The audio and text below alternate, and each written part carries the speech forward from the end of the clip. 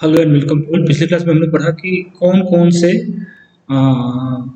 जो पेनिट्रेंट हैं वो कौन कौन से होते हैं, किस किस तरीके के होते हैं। तो एक तो वो था कि हमने पढ़ा था उनकी प्रॉपर्टी के अकॉर्डिंग वो लिक्विड पेनिट्रेंट हो सकते हैं या डाई पेनिट्रेंट हो सकते हैं। दूसरा हमने पढ़ा था कि जब हम लोग एक्सेस पेनिट्रेंट रिमूव करते हैं तो एक्सेस पेनिट्रेंट रिमूव करने के टेक्निक के बेसिस पे भी इसको क्लासिफाई किया गया है, जिसमें पहला है सॉल्वेंट वॉशेबल।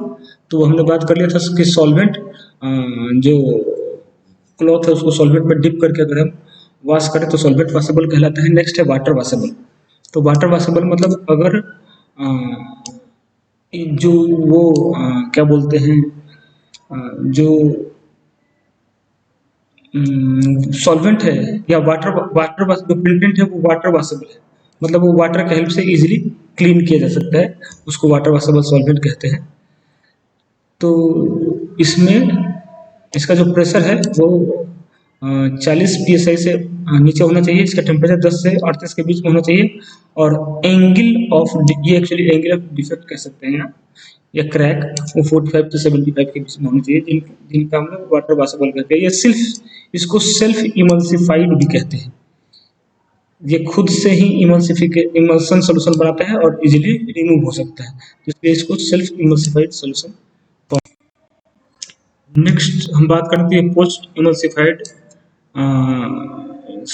वो कहते हैं पेनिट्रेंट। इसमें क्या होता है कि इसमें कोई इमल्सिफाइंग एजेंट नहीं होता है, ये सॉल्युबल वाटर नहीं होता है। तो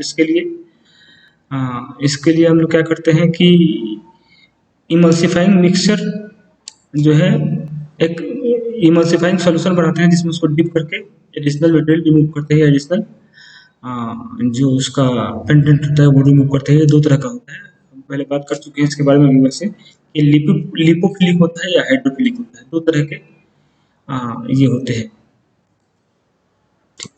लिपोफिलिक के बारे में हमने कहा कि लिपोफिलिक मतलब ये अगर फैट में सोल्यूबल है तो वो लिपोफिलिक कहा जाएगा, अगर वाटर में सोल्यूबल है तो हाइड्रोफिलिक कहा जाएगा। तो ये पोस्ट इमल्सिफाइड सोल्यूशन होते हैं, जिसमें कि लिपोफिलिक हो सकता है, ये दो तरह का, लिपोफिलिक और हाइड्रोफिलिक। तो ये भी पेनिट्रेंट के टाइप है। ठीक है, फिर हम लोग बात करें प्रॉपर्टीज ऑफ गुड पेनिट्रेंट की, तो सबसे पहले है कैपिलरिटी। कैपिलरी एक्शन की वजह से जो फ्लूइड है या जो पेनिट्रेंट है उनमें ये एबिलिटी होती है कि ये बिना किसी असिस्टेंस के, एक्सटर्नल फोर्स के, ये कैविटी में या जो क्रैक वगैरह बने हुए हैं उसमें पहुंच जाए इजीली, ये इनकी खासियत होती है। अगर दूसरी खासियत की बात करें या दूसरी प्रॉपर्टी की बात करें तो कॉन्टैक्ट एंगल होता है। Contact angle form by solid liquid interface and liquid vapour interface measured from the side of a liquid called contact angle. तो जनरली लिक्विड पेनिट्रेंट के कंडीशन में अगर हम बात करें तो कॉन्टैक्ट एंगल जो है 0 डिग्री होता है। ये काफी आइडियल कॉन्टैक्ट एंगल कह सकते हैं, इसके केस में ये होता है। नेक्स्ट प्रॉपर्टी होती है विस्कोसिटी। तो विस्कोसिटी हमें पता है, विस्कोसिटी डिफिनेशन के अकॉर्डिंग ये लिक्विड के अंदर पाया जाने वाला इंटरनल रेजिस्टेंस है, जो लेयर को, लिक्विड लेयर को मूव नहीं करने देता है, मूव करने से अपोज करता है। तो इसलिए विस्कोसिटी जो है पेनिट्रेंट में वो कम होनी चाहिए, जिससे कि इजीली वो क्रैक में फिल हो सकते हैं। ये उसकी इंपॉर्टेंट प्रॉपर्टी में से एक है। नेक्स्ट जो प्रॉपर्टी है इसकी कोहेसिवनेस और एडहेसिवनेस है। कोहेसिवनेस या कोहेसिव फोर्स हम कह सकते हैं कि कोहेसिव फोर्स जो है force between similar molecule and या हम कह सकते हैं कि attractive force between like molecules, इसको हम लोग कोहेसिव कहेंगे, कोहेसिवनेस। और अनलाइक मॉलिक्यूल जो है वो एडहेसिव फोर्स कहे जाएंगे। अनलाइक मॉलिक्यूल में जो अट्रैक्शन फोर्स होगा वो एडहेसिव फोर्स कहा जाएगा, और सिमिलर टाइप ऑफ मॉलिक्यूल में जो अट्रैक्टिव फोर्स होगा वो कोहेसिव फोर्स कहा जाएगा। ये होता है। फिर उसके बाद हम लोग उनके कैरेक्टरिस्टिक्स के बारे में बात कर रहे हैं कि गुड पेनिट्रेंट की कैरेक्टरिस्टिक्स क्या क्या होती हैं, उनके बारे में हम थोड़ा समझने की कोशिश करते हैं, जानने की कोशिश करते हैं। तो इनमें ये खासियत होती है, गुड पेनिट्रेंट की ये खासियत होनी चाहिए कि ये ईजिली स्प्रेड कर जाए। जिस सरफेस को हम लोग इंस्पेक्ट करने वाले हैं, जिस सरफेस को इंस्पेक्ट करने वाले हैं उस सरफेस पे इजिली स्प्रेड कर जाए, उस पर चारों तरफ फैल जाए। उसके बाद दूसरी खासियत या दूसरा कैरेक्टरिस्टिक्स ये है कि it should be easily drawn into discontinuity by capillary action. ये कैपिलरी कैपिलरी एक्शन जो है इसके इम्पोर्टेंट प्रॉपर्टी में से आता है। तो इस कैपिलरी एक्शन की वजह से जो आपका पेटेंट मटेरियल है वो इजीली कैविटी के अंदर पहुंच जाए, ये इसकी खासियत होती है, कैरेक्टरिस्टिक्स ये होना चाहिए। और ये भी बात है कि ये हार्मफुल नहीं होना चाहिए, जो इंस्पेक्टर है जो चेक कर रहा है, इंस्पेक्ट कर रहा है, उसके लिए हार्मफुल नहीं होना चाहिए, ये उसके लिए प्रॉब्लम क्रिएट नहीं करना चाहिए। ये इसकी नेक्स्ट कैरेक्टरिस्टिक्स की बात करें तो इनमें एक खासियत होती है कि हाई इंडिकेटिंग कैपेबिलिटी इनकी होती है कि जिससे जो डिफेक्ट्स हैं या फ्लॉज हैं वो इजीली डिटेक्ट हो सके।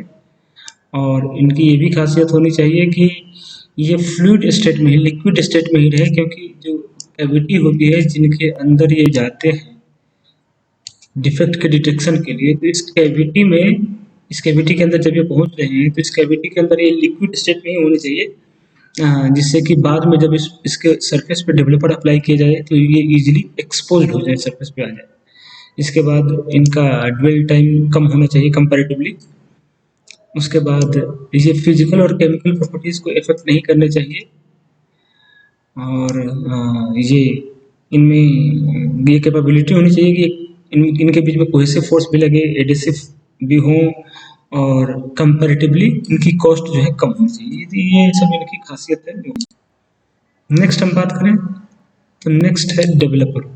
डेवलपर की बात करें तो डेवलपर का काम क्या है कि ये जो है जो ट्रैप्ड पेनिट्रेंट मटेरियल है उनको बाहर निकालने में ये हेल्प करता है, जिससे कि ये सरफेस पे पूरी तरह से स्प्रेड हो सके और इंस्पेक्टर जो है वो उसको इजीली से आइडेंटिफाई कर सके कि किस रीजन में प्रॉब्लम है। तो बात करें डेवलपर की तो विजिबल पेनिट्रेंट टेस्ट के लिए वाइट बैकग्राउंड का डेवलपर यूज करते हैं, वाइट बैकग्राउंड, जिससे कि कंट्रास्ट अच्छा मिले और हमें इजीली समझ में आ जाए कि डिफेक्ट किस पॉइंट पे है। और फ्लोरेसेंट मेथड के लिए जो डेवलपर है वो यूज करते हैं,